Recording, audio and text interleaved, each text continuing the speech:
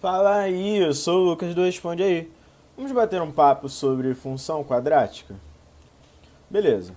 Quando a gente estava falando sobre a nossa função do primeiro grau, a gente viu coisas parecidas com essa daí. A gente conseguia encontrar, por exemplo, as nossas raízes, fazendo a nossa função ser igualada a zero. Então, a gente conseguia fazer o nosso gráfico, entender como funcionava a nossa função. Mas e se a gente tivesse uma função como essa daí que está na sua telinha agora? Uma f de x igual a um x ao quadrado menos 5x mais 6. Percebe que, ao invés de a gente olhar para essa daqui, né, onde a gente observa que o maior grau aqui é o 1, esse nosso polinômio aqui em questão tem como maior grau o 2, beleza? Como então a gente vai encontrar as raízes, como vai ser o gráfico dessa nossa função? Bem, tudo isso a gente vai ver agora nesse nosso videozinho, beleza? De antemão, o que eu quero que você já tenha em mente? Toda função do segundo grau, toda função quadrática, tem como maior grau, como maior expoente associado à sua incógnita, ao x, normalmente, 2. Ou seja, toda função do segundo grau vai ter esse formato aqui, ó. Vai ser um ax ao quadrado mais bx mais c, onde o a, o b e o c são números reais. E necessariamente o a ele precisa ser diferente de zero. Por quê? Se não fosse diferente de zero, se fosse igual a zero, a gente teria uma função do primeiro grau. E não é isso que a gente quer resolver, beleza? Então vamos lá, vamos entender como vai funcionar essa nossa função quadrática, tá ok? Primeiro, domínio. O domínio da nossa função quadrática pode ser qualquer valor real, ou seja, o x pode assumir qualquer valor real que eu quiser, tá ok? Então, qualquer valor que eu quiser colocar ali para o x, eu posso colocar. E o gráfico dessa nossa função do segundo grau vai ser uma parábola. Agora, pensa comigo, o que é uma parábola, certo? Então, olha só esses dois desenhos, eu acho que eles vão te ajudar você a entender. Esse primeiro é uma antena parabólica. A antena parabólica não é bem uma parábola, porque ela corresponde a, por assim dizer, uma parábola 3D, né? Que na matemática a gente chama de paraboloide. Mas a gente consegue ter uma ideia de como vai ser essa figura geométrica, tá ok? A parábola também vai aparecer pra gente no chute de um futebol, no arremesso de uma bola de basquete, assim por diante, tá ok? Então assim, é aquela curva que a gente faz, né? Muito parecida com um arco, tá ok? E o nosso gráfico ele vai ter muito a ver com o valorzinho que a gente tem para o nosso A, tá ok? Então percebe o seguinte, se o valor do A, que é aquele valor real, né, aquele número real, que está ao lado do x ao quadrado, for maior do que zero, a gente vai ter a nossa parábola com a concavidade, com a nossa barriga para cima, belezinha? Se o A ele for menor do que zero, a nossa concavidade será para baixo, tá ok? Muito bem. Agora, raízes. Sempre que você quiser encontrar as raízes, independente da função, encontrar raízes é a mesma coisa que a gente igualar a nossa função a zero. Se a gente iguala uma função do segundo grau a zero, a gente tem necessariamente uma equação do segundo grau para ser resolvida. E como nós resolvemos essa equação? Fazendo o nosso famoso Bhaskara, beleza? Então a gente vai encontrar o Bhaskara, né? Através dessa expressão aqui, menos b mais ou menos a raiz quadrada de delta sobre o 2a. E o valorzinho do delta vai dizer bastante para a gente. O delta ele vai dizer para a gente se a gente tem uma, duas ou nenhuma raiz real no nosso problema, tá ok? Então, por exemplo, se eu encontro o meu delta sendo igual a zero, isso significa que eu tenho duas raízes reais iguais, ou seja, tanto x1 quanto x2 vão ser iguais, beleza? Agora, se eu encontro o meu delta sendo maior do que zero, isso significa que eu vou ter duas raízes reais distintas. Ou seja, eu vou encostar no meu eixo x em dois lugares diferentes, tá ok? E se eu tenho o meu delta, né, sendo menor do que zero, isso significa que eu não vou ter raízes reais. Ou seja, eu não vou encostar no meu eixo x, eu vou ter apenas raízes complexas, tá ok? Muito bem.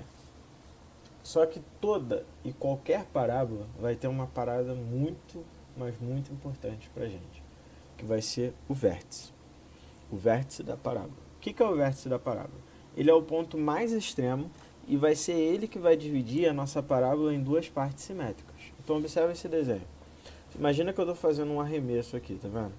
Eu tenho uma parábola sendo colocada aqui, desenhada aqui.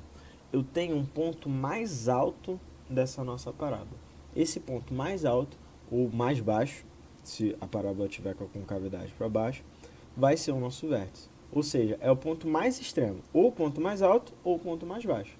E ele vai dividir essa nossa parábola em dois pedaços que são simétricos, duas partes que são simétricas, tá ok? Muito bem.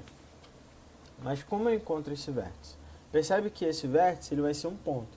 Como ele é um ponto, ele precisa de uma coordenada x e uma coordenada y, que a gente vai chamar de x do vértice e y do vértice, beleza? O x do vértice ele vai ser dado por menos b sobre 2a. E o y do vértice vai ser dado por menos delta sobre 4a. Lucas, mas ainda está bem confuso isso para mim. Como que eu vou conseguir formar o gráfico de uma função do segundo grau? Percebe o seguinte, com apenas 2 pontos a gente não vai conseguir formar esse gráfico, beleza? Por quê? Por 2 pontos eu posso passar infinitas parábolas diferentes. Consegue pensar nisso? Eu consigo passar infinitas parábolas por esses 2 pontos. Por exemplo, ó, posso passar uma assim, posso passar outra assim, uma mais aberta, e assim por diante. Posso passar infinitas parábolas. Então, assim, é importante, toda vez que você for fazer o gráfico de uma função do segundo grau, você determinar pelo menos 3 pontos, beleza? Então, assim, é sempre importante, sempre legal você tentar pegar, né, as raízes. É sempre legal você encontrar o vértice da sua parábola, porque isso vai ajudar você a formar um gráfico melhor, tá ok? Quanto mais pontos você tiver, mais próximo da realidade vai estar o seu gráfico, tá ok? Então vamos ver um exemplo agora para a gente entender melhor essa ideia. Imagine que eu tenha essa função aqui, ó, f de x igual a x ao quadrado menos 5x mais c, beleza? Lembrando que o valorzinho do a aqui, ele vai ser igual a 1, beleza? Mesmo que ele não apareça, às vezes, no seu enunciado. Se o nosso a ele é igual a 1, isso significa que a nossa concavidade está para cima, beleza? Por quê? O a está sendo maior do que zero. Então, agora a gente vai determinar as nossas raízes. Vou igualar essa nossa função a zero e vou fazer o nosso Bhaskara. Determinando o valor do delta, a gente faz, né, b ao quadrado menos 4ac e a gente encontra o delta sendo igual a 1. Show de bola?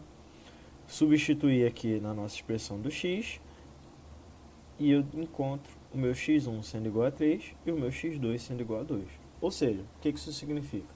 Que as minhas raízes elas vão ser 3 e 0, ou seja, x igual a 3 e y igual a 0, e 2 para o x e 0 para o y. Beleza? Essas são as duas raízes, são os dois pontos que eu encontrei, que a gente vai encontrar no nosso eixo x, tá ok?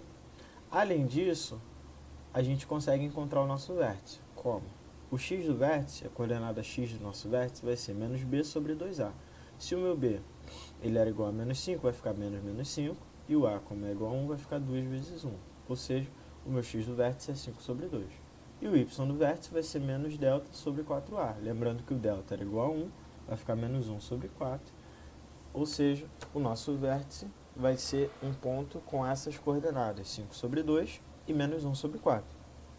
Se a gente for desenhar, né, fazer um esboço do nosso gráfico, a gente vai ter o seguinte, ó, a gente vai ter um ponto sendo igual a 2 e um ponto sendo igual a 3 para as nossas raízes. O nosso vértice vai ser esse ponto aqui mais extremo, que vai ser dado, né, pelas coordenadas 5 sobre 2 e menos 1 sobre 4. Lembrando algo importante, né? Esse valorzinho do c aqui, ele vai dar pra gente onde a nossa função vai encostar no eixo y, beleza? Então percebe o seguinte, vai sempre encostar no ponto 0, c. Se o valor do c aqui era 6, a gente vai encostar aqui no nosso eixo y, no ponto 0 e 6. Tá bom? Muito bem. Para a gente finalizar, a gente vai entender como a gente vai determinar a imagem da nossa função do segundo grau. E eu já te adianto o seguinte, a nossa imagem vai estar sempre associada ao nosso vértice. Por quê? Ela vai ser o ponto mais extremo, o vértice vai ser o ponto mais extremo. Então, por exemplo, naquele caso, né, o valor menor que eu vou conseguir encontrar para o meu y vai ser o menos 1 sobre 4. Ou seja, a minha imagem vão ser os valores que são maiores ou iguais a menos 1 sobre 4. A gente vai ter aqui um ponto de mínimo, tá ok? Ou seja, o ponto de mínimo sempre vai ser o meu y no vértice, tá ok? Agora, se eu tivesse uma função, né, com essa cara aqui, ó, que fosse com a concavidade para baixo, a gente ia pegar os valores do y do vértice para baixo, ou seja, valores menores do que o meu y do vértice, porque o vértice, nesse caso aqui, seria um ponto de máximo, e nesse outro caso seria um ponto de mínimo, tá ok?